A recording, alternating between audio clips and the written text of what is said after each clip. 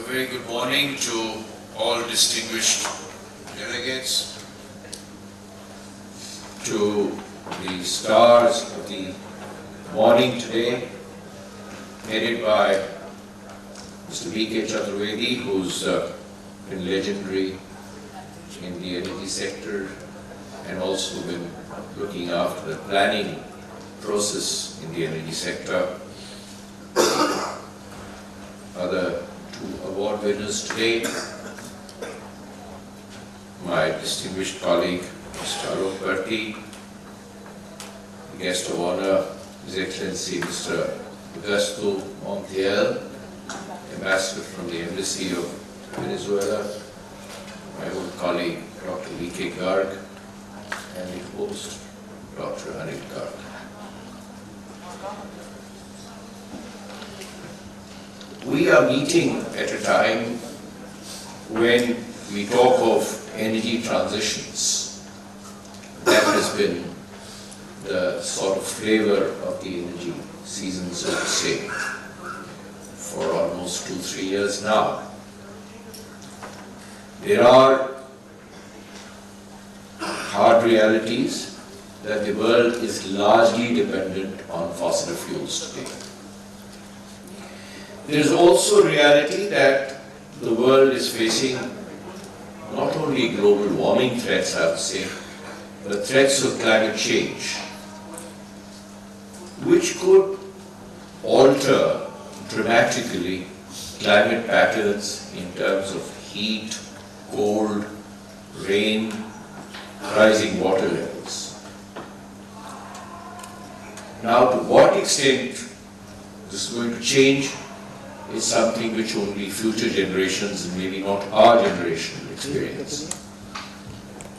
But as responsible citizens of the world community, it becomes our bounden duty to try and read the writing on the wall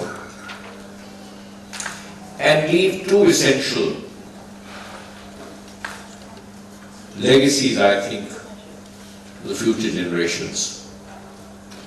One is the removal of poverty, ensuring development across all continents, across all races, and across all economic groups, equitably. The other is to ensure that climatic factors do not bring about an economic holocaust in the future.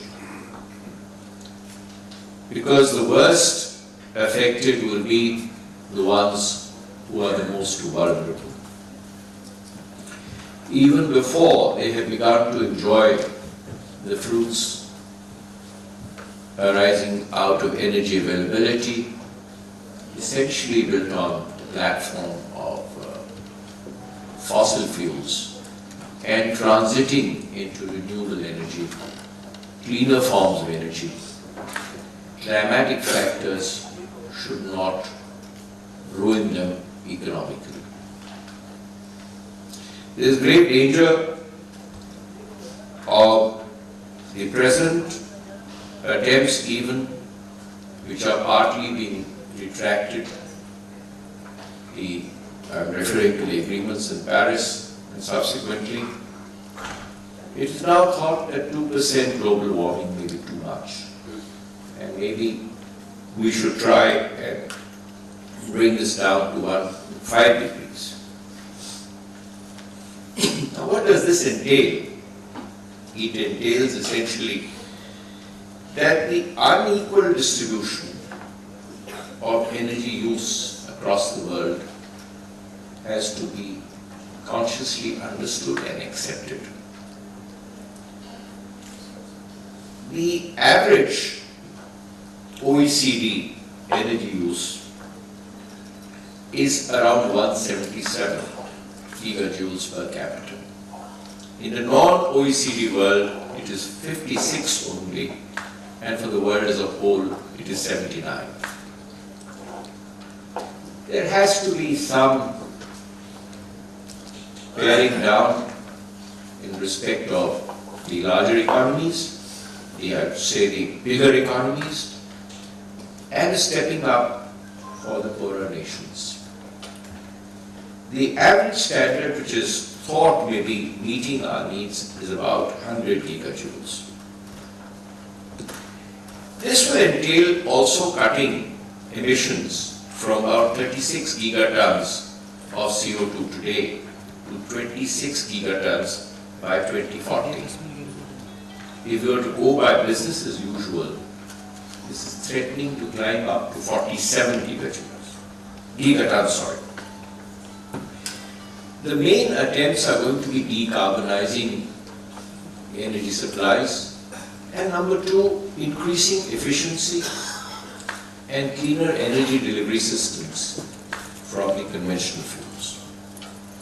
I think this is a mission that each one of us has to understand in this march towards ensuring prosperity for all, and also acknowledging that after all, the present situation where countries like India are today able to bring electricity to every village and very soon to every home, it has come on the shoulders of coal-based generation in the country essentially. So the last mile connectivity has sometimes come across through renewable sources in remote areas. But these are grids that are developing, mini grids, and they will develop into the future. But what the new entrants in the energy sector are worried about is intermittent supply. I remember as Power Secretary in the country when Mr. Chaturvedi, myself as senior, was the Cabinet Secretary. We called all the Chief Secretaries of the states for the rural electrification program way back in 2006, 2007.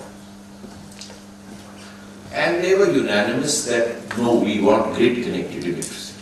We do not want intermittent electricity from renewable sources.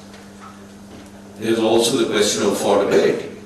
Because at that time, energy from or electricity from renewable sources was about 20 rupees a unit, whereas today it has fallen substantially, whereas grid-connected electricity based on coal was much cheaper.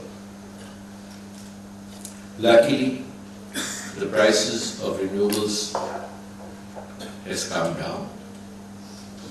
But the fact remains that whereas in the oil sector, the production of oil or placement of oil was unevenly distributed, in the renewable manufacturing sector also, the placement of technology and production is also as badly skewed. If India is importing about 80% of its oil needs, it is also importing about 80% of solar panels. So India is just an example. Now, when you talk globally, it should not only be dispersal of resources, it should also be dispersal of technology and jobs. Because what do you want future generations to be? Not mere consumers of energy. They have to be developers and users of energy. Why is oil and why is gas such a versatile commercial commodity? It is because of its fungibility. It's because it can move to any part of the world. It is climate neutral and season neutral. These are hard realities, and this is something which even the climate activists have to understand. That all buildings must be built on strong foundations. And these foundations at the moment seem to come more from fossil fuel energy, which must continue to develop and must continue to be equitably available. Coming now to the point of what is the global energy scenario. In the year 2000, 40% of the global energy demand was in Europe and North America, and only 20% in the Asian developing countries. In 2040, the International Energy Agency has assessed the situation will be completely reversed. That is, 40% of the global energy demand will be placed in the Asian developing countries, and only 20% will be the share of Europe and North America. But in this scenario, the subject of today's meeting and conference, oil markets, gas markets, coal markets. What's in the future? Oil markets are witnessing renewed uncertainty and volatility. There is also a threat of electric vehicles moving in as a threat to the automobile sector based on oil. Though heavy transport, shipping and aviation at the moment continue to be, I think, the domains of the traditional fossil fuels. Coal is under pressure environmentally, but will continue as a major player in Asia, but becomes incumbent on thermal power generators to curtail emissions and make thermal power generation as environment friendly as possible. This is where the carbon taxes, which could be in the nature of cess, clean energy cess, duties, etc., and Indian coal has almost a burden of 70% cess on it.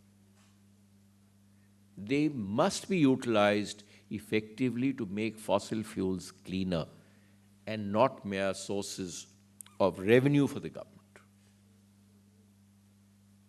Because that would lead us to a catastrophic future. The future for coal also will lie in developing liquids and chemicals and gas. Work on this must grow on a war footing within governments. And hopefully, countries, democratic countries like India, which are going to face elections, I hope that the political parties show the sagacity and foresight to include such programs in their manifestos.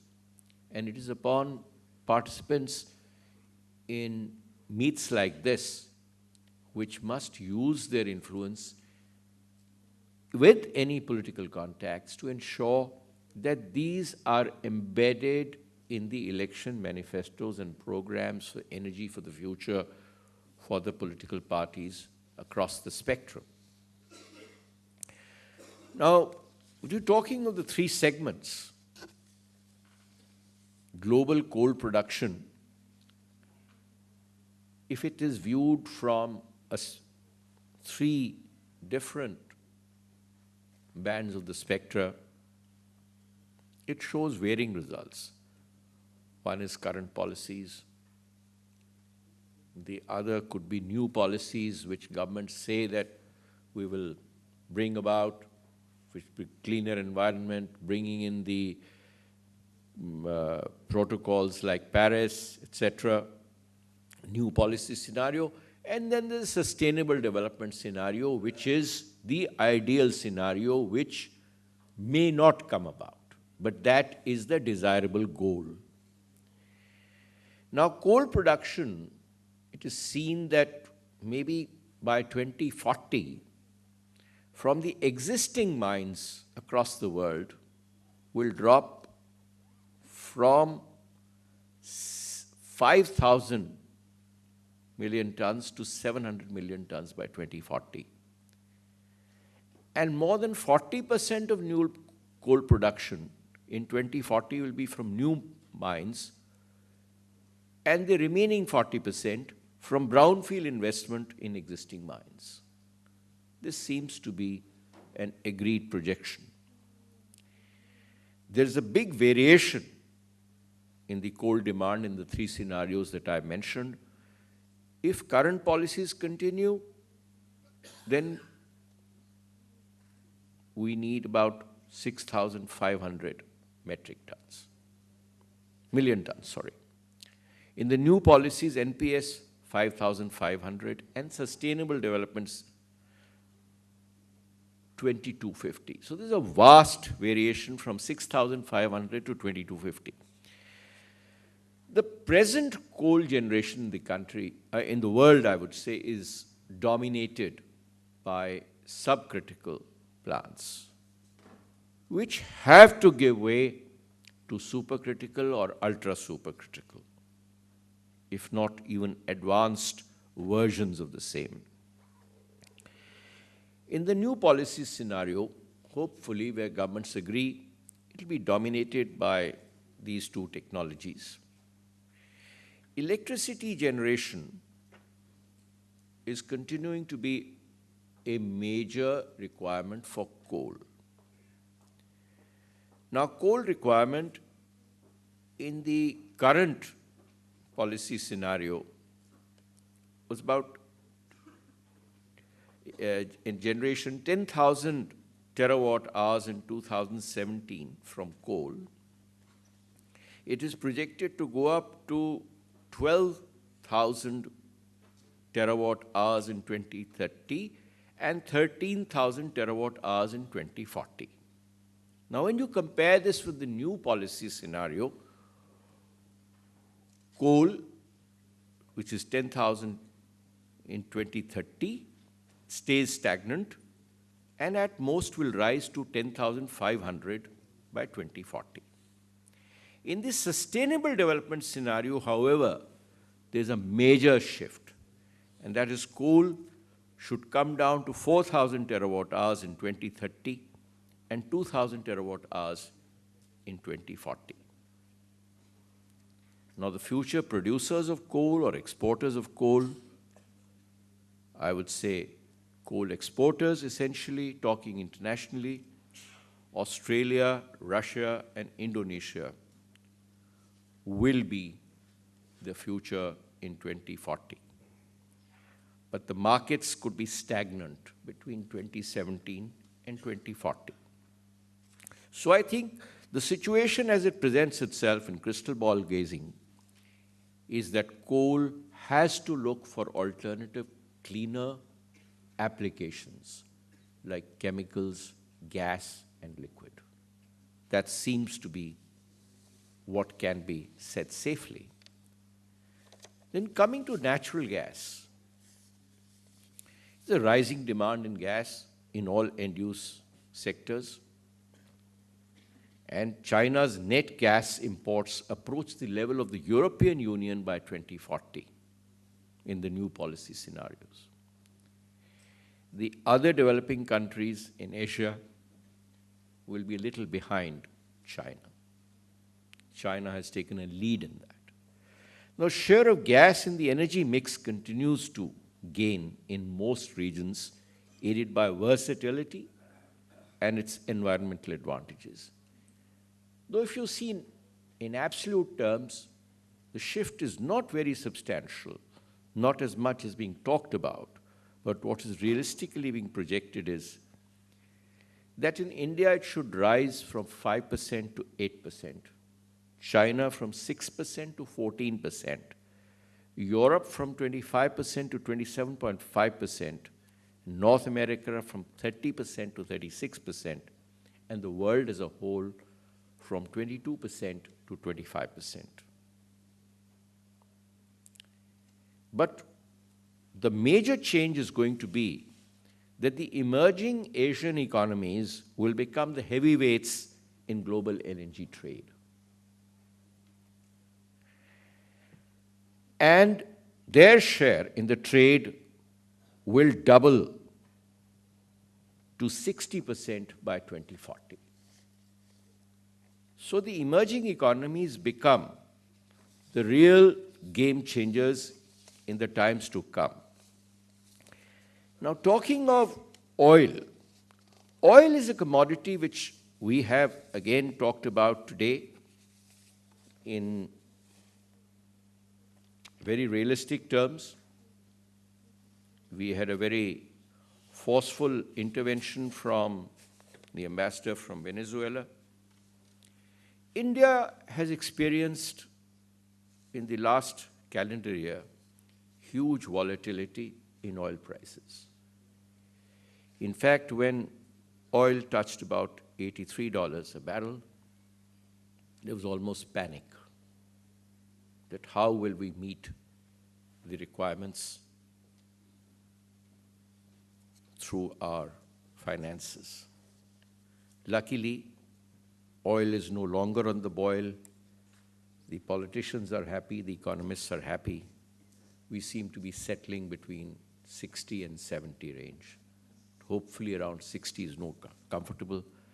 But the days of $25, $30, I think they will never return. Oil must, I think, my appeal as a professional, as an administrator is that the situation should be such, which is the theme of the conference, that it should be remunerative to the producer as well as consumer. Any long-term production plan must ensure that both the producer and the consumer thrive, and that there is no exploitation of one particular segment. There are economies in the world, let us understand, who are dependent on oil and oil prices. But that does not mean that these economies should force oil prices which will squeeze economic development in the developing worlds, in countries where the aspirations of the local people are just about beginning to blossom. In countries like India, despite our best efforts, oil production has more or less been stagnant for a few years. Though the government makes announcements that we're going to open up new fields, we open acreage policy, and initiatives like that, but the fact remains that we have not been able to substantially improve oil production across the world. But oil's greatest threat seems to come also in a way from mobility, changed notions of mobility, EVs in particular. But I think that real big change will come, which is a very difficult task when urban planners decide to reinvent cities and places of work and employment. When distance between the place of work and the place of residence is substantially reduced. And that is where I think where EVs will really be a major threat to the automobile industry. Because at the moment, if you have to travel 160 kilometers or 100 kilometers to go to work, everybody is not connected by rail metro. The last mile connectivity is a huge issue. So if that real threat and change from EVs is to come, other than two-wheelers and three-wheelers, I should think it may have to await a reconfiguration of the way urban development and habitation is taking place. The watchword in any of these three commodities that we are talking about is efficiency. Because if we are not efficient in the use of resources, these resources of any sort, other than solar energy or wind energy, are going to die off. As I mentioned, petrochemicals, trucks, aviation will continue to dominate oil demand. US has been a major contributor to the new oil and gas which has come into the world. From being an importer, it has become the biggest producer right now. But this may not continue very long.